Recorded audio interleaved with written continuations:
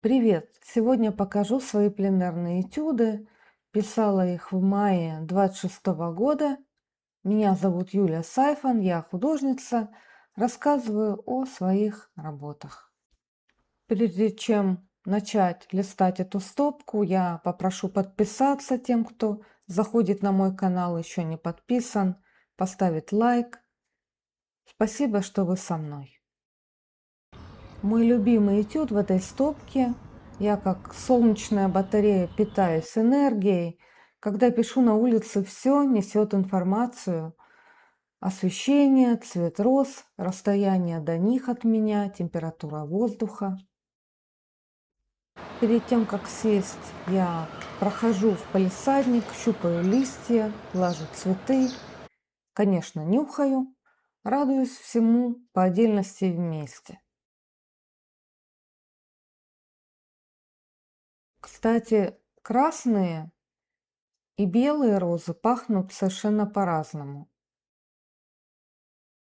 Я писала специально для канала куст белых роз по моей пленэрной работе, которую вы видели в начале.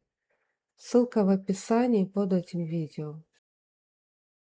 Начинала работу дома и заканчивала на улице. Рассуждала таким образом. Если я знаю место, понимаю освещение, оно не меняется, потому что всегда солнечно и выхожу в одно и то же время. И вдобавок уже решена композиция, то получается, что можно подробно обдумать дома и даже начать. Это такой строго научный подход, лабораторные условия, где все стерильно. В жизни на пленэре обычно все по-другому у меня работает. Я начинаю на улице, заканчиваю дома, уже под настроением, зарядившись этой энергией. Кусты эти писала с десяток раз на улице и дома. Покажу еще сегодня. Хотела солнце поймать в листьях. Хорошо поработала с листьями, без претензий по цвету, зеленое с зеленым. Только подчеркнула разницу зеленого в глубине и контраст к зеленому ближе к зрителю.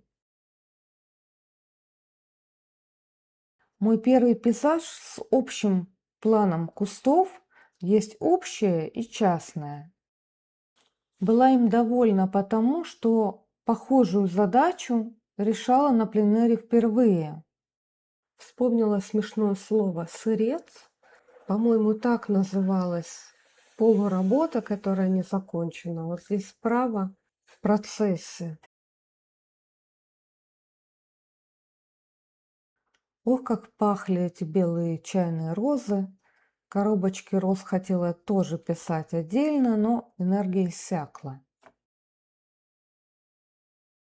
Покажу вам эти бутоны, когда они поспевают такие оранжевые, сочные. Сейчас я не пишу в таком объеме на пленэре, как в мае и июне. Одна из причин, я очень хотела стабильно выходить писать на улицу. Это случилось, и я успокоилась. Как будто я добилась своего. Есть несколько этюдов с колючками у дома. Можете сравнить с предыдущими работами. Там, где само растет, не поливает, прекрасные колючки, другая цветовая палитра. В этом году впервые обратила внимание на цветущий мордовник, на эти большие фиолетовые головы цветка. Понятия не имею, почему раньше не обращала на них внимания. Могла бы кому угодно доказать, что вижу их впервые.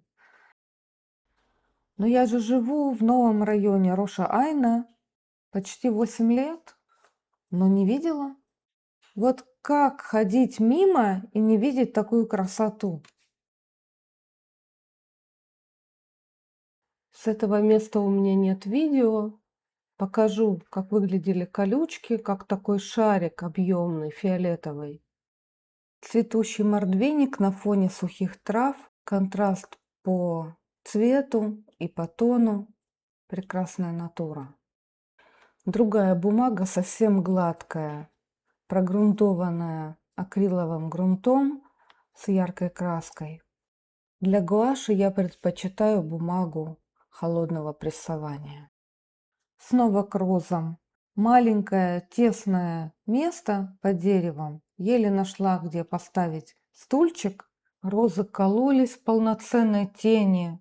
Над моим листом не было.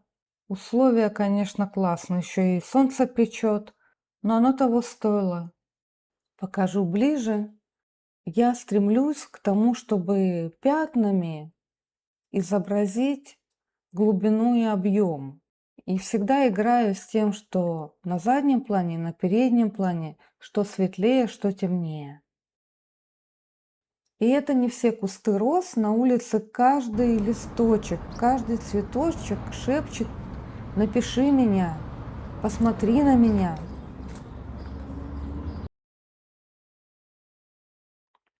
Дома я тоже не раз их писала. На улице я оглушена количеством визуальной информации. Объединить могу только дома. Подумать медленно, что в работу, а что нет. Как любая стилизация, случается от первичного эскиза. Мигдаля цедок, часто пишу этот вид. Минут 10 писала этот этюд и дома не стала прикасаться. Все осталось, все здесь сказано. Весной и летом у меня погода не меняется. Всегда солнечно, но пейзаж с этим зданием получается каждый раз другой. Цветочек роза было 2 попытки. Покажу ближе тот, что более удачный. Здесь работает рефлекс от земли. Он теплый.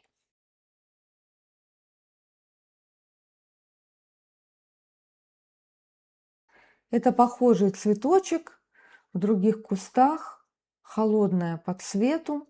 Когда ветер колышет кусты, есть ощущение свечения. Это движение от ветра сбивает, и пишу больше впечатления, чем саму натуру.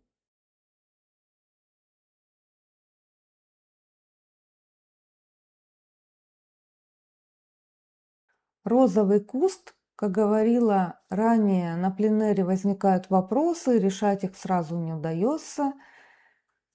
Я в итоге написала то же самое дома. В следующем просмотре покажу. Покажу сырец, как это было на улице, в процессе. Дома работала с формой.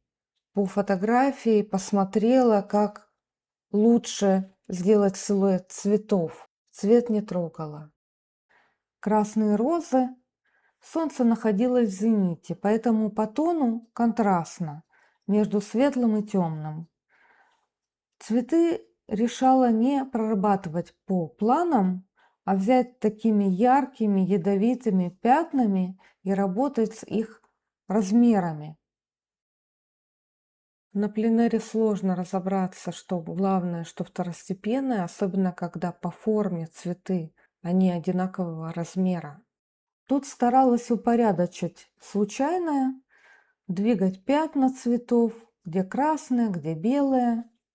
В каком порядке я находила композицию? Вот оно общее, потом сфокусировалась на розах, а затем уже искала их ритм.